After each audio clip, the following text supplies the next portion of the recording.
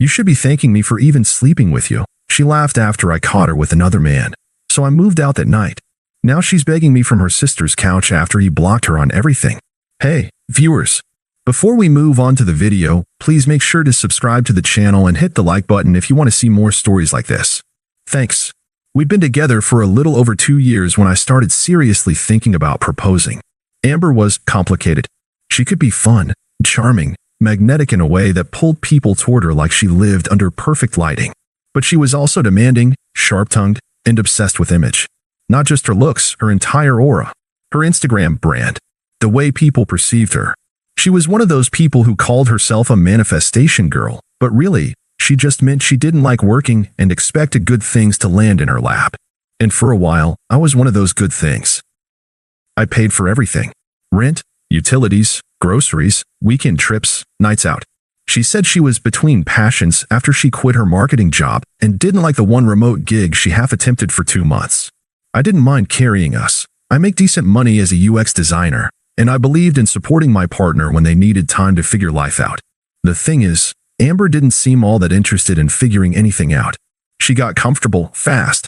She'd wake up late, post curated gym selfies she took 3 days ago, and spend most of her day scrolling TikTok or gossiping on speakerphone with friends. If I got home late from work or looked tired, she'd scoff. You're too young to be that exhausted all the time. When I asked if she could start helping out more with basic stuff, dishes, laundry, keeping the apartment livable, she rolled her eyes and said, "God, you sound like someone's dad." Once, I caught her on FaceTime with one of her girlfriends while I walked in with takeout. "He's sweet," she told her friend with a smirk, but not, like, masculine. You know. I tried to laugh it off. I really did. I figured maybe I was just oversensitive. Maybe I was projecting because I've never been the alpha male type. I'm quiet. I wear glasses. I read more than I talk. I've never been in a fight, and I don't care about cars or shoes or design or anything. But I loved her. I thought she'd come around. We had moments, real ones, when she'd curl into me on the couch and talk about how she wanted a home, a dog, a garden. She'd send me memes that only made sense to the two of us. I thought those moments meant something. I started putting money aside for a ring. And then, something shifted. She got secretive with her phone. Started taking longer to reply to texts, even when I knew she wasn't busy. Stopped initiating affection. She started saying things like, "You know, some girls would kill for a man who makes this much money. You're lucky I don't care about abs. Why do you still wear those glasses? You'd be kinda hot if you got contacts." I should have seen the signs. But I didn't. Instead, I made a dinner reservation for a Tuesday night, her favorite sushi place. I thought I'd surprise her after work. I picked up flowers. Texted her on the way. "Don't eat. I'm bringing dinner." She didn't respond. I figured she was napping again. Or on the phone with one of her drama-addicted friends. But when I opened the apartment door, I immediately knew something was off. There were unfamiliar shoes by the door. A pair of men's sneakers. I stood in the entryway for a second, waiting for the explanation to hit me. Maybe someone stopped by? Maybe she was helping a friend? Then I heard it. A laugh. Deep. Male. Coming from our bedroom. I didn't lose it. I didn't yell. I didn't throw the flowers. I just walked over to the living room and sat down on the couch with the takeout bag still in my hands. 5 minutes later, she came out wearing one of my hoodies, followed by some guy I'd never seen before. Shirtless. Hair wet from the shower. She froze when she saw me. Then she smiled, not with embarrassment. Not even guilt. Just irritation. "Well," she said, brushing her hair over her shoulder, "this is awkward. Or maybe not. You should be thanking me for even sleeping with you the past few months." I didn't say a word. Not yet. She didn't even flinch. The guy behind her looked mildly amused, like I was just some sad roommate who walked into the wrong scene. He smirked, leaned against the wall, and started checking his phone. "You're home early," she said, not even bothering to hide the sarcasm. "Didn't realize we were doing the whole surprise dinner, sweet boyfriend thing. Kinda outdated, don't you think?" I didn't move. Didn't speak. Just watched her, really watched her, and for the first time, I didn't feel love. I didn't even feel heartbreak. Just stillness. Like something inside me had gone completely quiet. She crossed her arms and let out a sharp breath, clearly annoyed I wasn't reacting the way she expected. "Oh, come on, don't look so shocked. This isn't some Hallmark betrayal scene. You felt the distance. You knew we were over months ago." I opened the takeout bag and set it on the coffee table. Her favorite order, 2 rolls, edamame, and a miso soup she always said reminded her of college. She glanced at it and let out a laugh. Seriously? You thought this would fix anything? You bought sushi and thought that would change what I feel. The guy behind her chuckled, still scrolling. Anyway, she said, taking a step closer, you should actually be grateful. I didn't leave the second I got bored. I stayed. I gave you company. Sex. I kept up appearances so you wouldn't feel like a total loser. She tilted her head, almost pitying me. You should be thanking me for even sleeping with you. You're nice, sure. But you're safe. Predictable. Boring. The kind of guy who gets friend-zoned if the girl's not financially desperate. I blinked. She wasn't done. You've got, like, 2 redeeming qualities. You pay rent, and you're not hideous. But be honest, you'd never pull a girl like me if I had options. And now I do. She turned to the guy, Brad, I'd later learn, and smiled like she just wants something. That's when I stood up. Not fast. Not dramatic. Just stood. Calm. She watched me like she expected something. A scream. An insult. A breakdown. Maybe a begging session. I walked over to the kitchen. Grabbed the spare apartment key from the hook on the fridge, the one she used when she forgot hers, which was often. I walked back over and held it out to her. She blinked. Wait, well, I didn't answer. Just dropped the key on the counter. Oh, you're doing the whole strong silent type thing now, she scoffed. That's cute. Real mature. You think walking out makes you a man? Still nothing from me. I grabbed my coat. Phone. Wallet. Didn't rush. She followed me to the door. You're seriously just leaving? That's it. No yelling? No tears? No, please don't leave me. After 2 years. I turned the handle. Paused. Then said, without looking back, you already left. I'm just catching up. Then I walked out. I didn't slam the door. I didn't hear her call after me. And for the first time in a long, long time, I felt free. I stayed with my friend Toby for the first few days. He didn't ask many questions, just handed me a spare key, ordered pizza, and left me alone unless I wanted to talk. The silence was the worst at first, not because I missed her, but because I had filled so much of my life with someone who was never really with me in the first place. The apartment, the routines, the plans I made thinking she'd be beside me. Even the little stuff are inside jokes. The texts during the day, the way she used to wear my hoodies like they meant something. It felt like I'd been in a 2-person play where only one of us had ever actually shown up to perform. I didn't block her right away. I thought I might get some kind of explanation, an apology, even just a text acknowledging what happened. But nothing came. Instead, 2 days after I left, she posted a photo of herself in our apartment, legs crossed on the couch, wine glass in hand, captioned, clearing the energy in my space. The nerve of calling it her space. I laughed. Then I blocked her on Instagram. A week later, she popped up in someone else's story at a rooftop bar, curled into Brad's side, laughing like a high schooler skipping class. The same guy who stood there half naked while she told me to be grateful she even let me sleep with her. I didn't watch the full video. I turned off my phone, went for a walk, and didn't come back for 3 hours. The next few weeks were a blur of work, quiet dinners with Toby, and a kind of numb self-repair. I hit the gym more. Went back to running. I started sleeping better, something I hadn't realized I'd stopped doing during the last year with her. Then, one night, Jenna, a mutual friend who always seemed to keep her opinions to herself, texted me out of nowhere. Hey, you probably don't want to see this, but I figured you should know. Attached were screenshots from a group chat she had been in. Amber, bragging. I mean, yeah, I cheated, but come on. I was dying inside. You should have seen the way he looked at me when I talked about goals or ambition. Like a puppy. Brad's not afraid to take charge if you know what I mean. The sushi boy is probably still crying into his miso soup. Honestly, I stayed as long as I did because rent was free and his credit card always worked. There it was. All of it. Laid out like I had never been a real person. Just a placeholder until her real life began. I didn't cry. I didn't scream. I didn't text her. I just stared at the messages and felt this icy clarity settle in. She never loved me. She loved the life I gave her. And the saddest part? I thought I was the lucky one. I thanked Jenna for sending the screenshots and told her I was fine. She asked if I wanted her to stop talking to Amber. I said I didn't care what she did, as long as I never had to hear about Amber again. But, of course, that didn't last long.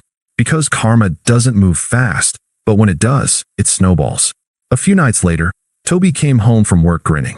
Guess who just got dumped by her dream man, he said, tossing his keys into the bowl. He ghosted her. Completely. Like blocked on everything ghosted. Apparently, Brad had never been serious. Amber was just a temporary amusement, And the second she started talking about us and future and consistency, he dipped. No goodbye, no closure. She started posting vague quotes about heartbreak and healing from narcissists. The girl who told me I should be grateful for sleeping with her was now posting about how hard it is to be used. I didn't comment. I didn't respond. But I watched quietly as the tower she built for herself began to crumble, brick by brick. I figured that would be it. She'd been dumped. She was spiraling on social media. I had gone silent. End of story. But Amber was never the type to go quietly. It started with a text from an unknown number. Hey, I know you probably hate me, but can we talk? Blocked. 2 days later, another number. I owe you an apology. You didn't deserve how I handled things. Blocked again. Then came the Instagram burner accounts. Comments like, real men don't walk away like cowards. I didn't cheat. We were basically over anyway. You're acting like a child, grow up. Each one went straight to block. I didn't respond. Not even once. A week later, Toby walked in with a look on his face that said, you're not gonna like this. She's been messaging Jenna, trying to get your address. Apparently, Amber wanted to drop off a few of your things. Which was wild, considering I left with one backpack and a phone charger, and the only thing she could have been holding hostage was a half-dead plant I bought from IKEA. Jenna told her not to push it, that I clearly didn't want contact. Amber's reply? He's being dramatic. I'm trying to do the mature thing. Right. Mature. From the woman who once told her friends I was a placeholder with a credit card. The next attempt came in the form of pity. This time, an email. Subject line. Please just read this. I've been doing a lot of reflection. I know I hurt you. I was scared of how comfortable things got between us, and I panicked. Brad didn't mean anything. I was confused. I was lonely. I made mistakes, but I never stopped caring about you. No apology. Just excuses. Just a rewritten history where she was the lost, confused victim. I didn't reply. A few days later, she escalated again. She sent a voice message from yet another burner, and this time, her voice cracked just enough to sound real. You don't even understand what I gave up for you. I let myself get lazy and boring because I thought we were safe. But you let us fall apart, too. You just worked all the time. You never made me feel wanted. There it was. The reversal. I was no longer the boring backup she used for rent and dinners. Now I was the neglectful boyfriend who made her cheat. I didn't answer. I didn't even listen to the second half of the message. The silence was driving her insane. That weekend, I saw her at the grocery store. I turned a corner and nearly ran right into her. She looked different. Tired. Pale. Hair pulled into a messy bun that wasn't intentional. No lashes. No nails. Just raw. Oh my God, she said, her eyes wide. You look, wow. You look really good. I nodded. Thanks. Can we talk? I looked her in the eye. Calm. Still. The same quiet that drove her crazy when I left. I don't have anything to say. So you're just going to pretend like 2 years didn't happen? You ended it. I'm just living in the reality you created. She blinked. Tears welled up fast. Almost on cue. Brad used me. He lied to me. I thought he was serious, but he ghosted me like I was trash. And I see now. I had something real with you. You were stable. Safe. Kind. I didn't appreciate it. I do now. I took a step back. You said I should thank you for even sleeping with me. She swallowed. I didn't mean that. I was angry. I was trying to hurt you. You did. I turned to leave. Please, she called after me. Can we just talk? I looked over my shoulder one last time. Talk to Brad. Or whatever guy you're trying to replace him with now. I'm not your backup plan. Then I walked out. Didn't rush. Didn't look back. After that run-in at the grocery store, I thought she might finally get the message. But I underestimated just how badly Amber needed to win. It wasn't about love. It never was. It was about control and losing me without a scene, without drama, without attention. That was something she couldn't accept. 3 days later, I got a message from her sister, Kelsey. We'd only met a few times, and every time, she looked at me like I was some unremarkable accessory Amber brought to family functions. This message was different. Kelsey, hey, I don't want to get involved, but Amber's not doing great. She said you've been ignoring her, and honestly, it's kinda cold. At least give her closure. I didn't reply. 2 hours later, another one. Kelsey, she told our mom you ghosted her after she opened up about her mental health. I don't know what really happened, but that's low. That made me pause. Now she was rewriting the narrative, painting herself as the vulnerable one, the heartbroken one, abandoned after she confessed some deep trauma I'd never once heard about in 2 years together. I texted Toby. She's turning this into a sob story. He replied, that's all she's got left. Don't give her a new chapter. I stayed quiet. But her tactics kept evolving. Over the next week, I got a handwritten letter in my mailbox. I missed the version of me I was when I was with you. A long email with the subject line, this is the last time I'll reach out. It wasn't. A string of DMs from old mutual acquaintances who I hadn't spoken to in months. Hey, Amber told me you guys are on a break. You two were great together. Each message sounded rehearsed, like she was running a PR campaign to win me back. But the final straw came on a Sunday night. I was at the gym when a new number popped up on my phone. I let it go to voicemail. The message started soft. Too soft. Hey, I just wanted to say I miss you. I really thought we were going to get married one day. I've been so stupid, and I wish I could take everything back. Pause. Then her tone shifted. But the truth is, you're no saint either. You think you're this perfect guy who can just walk away and be smug about it. But you're boring. You're safe. That's all you'll ever be. Girls like me only settle for guys like you when we're tired. And you should have thanked me, because I made you look good just by being next to you. My jaw clenched. You're not a hero for leaving. You're a joke for thinking you were ever good enough to keep me. She hung up without a goodbye. I played the message once. Saved it. Not because I needed proof, but because I wanted to remember. I wanted to remember who she really was when the mask finally fell. And it had. The pity party had ended. Now she was just angry that I didn't break. It had been almost 3 months since I left. 3 months of silence. Growth. Clarity. I'd moved into a new apartment, a bright, quiet place that didn't hold her scent in the furniture or echoes of her voice in the walls. I'd started dating again casually. Nothing serious, but enough to remind myself that I wasn't broken. That I wasn't just safe or boring. I was me, and that was enough. One afternoon, Jenna texted me, FYI, Amber's gonna be at Ryan's party this weekend. Thought you should know. Ryan was a mutual friend. Big birthday bash. I hadn't planned on going, but now. I kind of wanted to. Not to make a scene. Not to stunt. I just wanted her to see it. What it looks like when the person you discarded doesn't just survive, he thrives.